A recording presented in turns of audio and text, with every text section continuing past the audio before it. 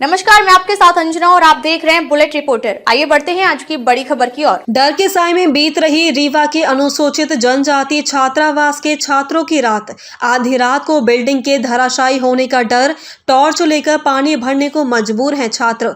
रीवा के अनुसूचित जनजाति छात्रावास की वर्तमान स्थिति अत्यंत चिंताजनक है। छात्रावास में निवास कर रहे छात्रों को मूलभूत सुविधाओं के अभाव में अत्यधिक कठिनाइयों का सामना करना पड़ रहा है।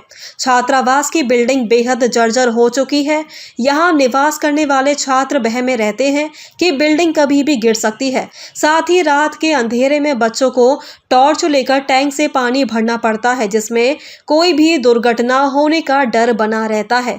छात्रों का कहना है कि नींद नहीं आती इस डर से कि रात में कहीं यह इमारत धराशायी ना हो जाए। पिछले दिनों रात में छात्रों को आभास हुआ कि बिल्डिंग गिर सकती है, इसलिए सभी छात्र बिल्डिंग के बाहर निकल आए। उनका कहना था कि यह इमारत कभी भी रात के अंधेरे में गिर सकती है। शीर्षक मिश्रा TRS कॉलेज के NSUI अध्यक्ष भी पहुंच गए हैं। साथ ही छात्रों द्वारा बताया गया कि छात्रावास में स्वच्छ पेयजल की समुचित व्यवस्था नहीं है। उन्हें रात के अंधेरे में पानी लेना जाना पड़ता है।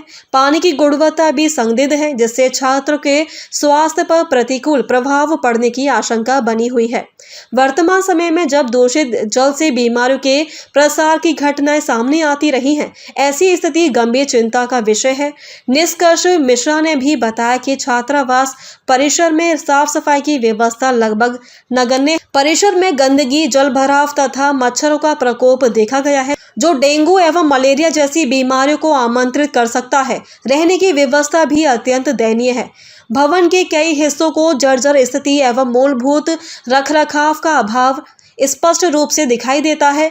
TRS कॉलेज के पीछे बने इस अनुसूचित जनजाति के छात्रों को सुरक्षित एवं स्वच्छ वातावरण में शिक्षा प्राप्त करने का अधिकार है और प्रशासन की जिम्मेदारी है कि वह इन व्यवस्थाओं को तत्काल दुरुस्त करे। समस्याएं हैं बच्चों के साथ, आप यहाँ पे मौजूद हैं। आप देख सकते हैं पीछे जो हमारा भवन है, ये स्नान गृह है यहाँ का। यहाँ जो हॉस्टल में छात्र रहते हैं वो इसी स्नान गृह में स्नान करते हैं। यहाँ वो फ्रेश होने के लिए जाते हैं। यह भवन ऐसा इस तरीके से जर्जर हुआ है, यह कभी भी किसी भी हालात में गिर सकता है। कभी भी कोई भी त्रासदी घट सकती है। इंदौर में भी एक घटना घटी थी दूषित पानी पीने से। आप यहाँ आसपास देखेंगे, यहाँ बच्चे किस तरह पानी भरते हैं, किस तरह पानी पीते हैं। यहाँ अगल बगल नाली लड़ता है।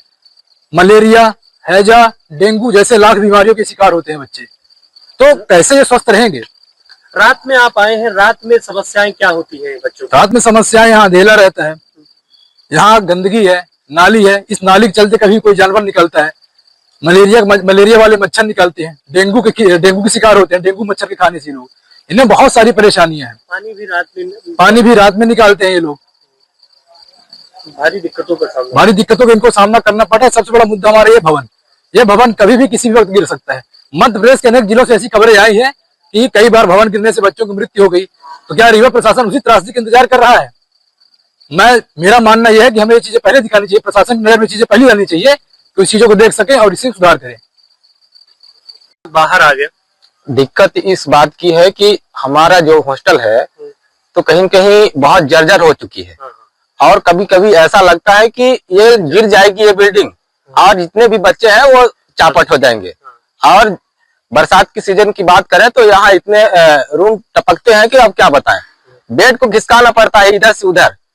आप समझ सकते हैं कि आजादी के 78 साल बाद रीवा संभाग के अगर इस प्रकार के हॉस्टल आदिवासी छात्रावास हो तो आप क्या समझ सकते हैं कि आदिम जाति कल्याण विभाग के मंत्री सोया हुआ है।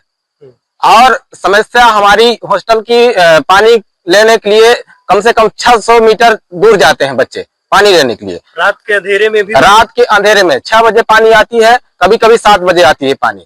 और समस्या खाने पीने की समस्या है तो मेन्यू के अनुसार कभी खाना नहीं बनते, है ना। बोलते हैं कि पैसे नहीं आ रहे। मैं कह रहा हूँ कि कम से कम 1650 रुपए ऐसा कुछ आता है शिष्यवृत्ति की राशि हर महीने में। और 100 सीटर है और हमेशा बच्चे रहते हैं 70 या तो 60, तो कहीं कहीं 50 लोग पैसे तो बच रहे हैं। तो उस पैसे को बोलते हैं कि नहीं, अगर वो लड़का नहीं है तो उसका पैसे को यूज नहीं करेंगे, ऐसा। अब तक के लिए बस इतना ही। फिर मिलते हैं कुछ ऐसी ही बड़ी खबर के साथ। अब तक के लिए नमस्कार और देखते रहिए बुलेट रिपोर्टर।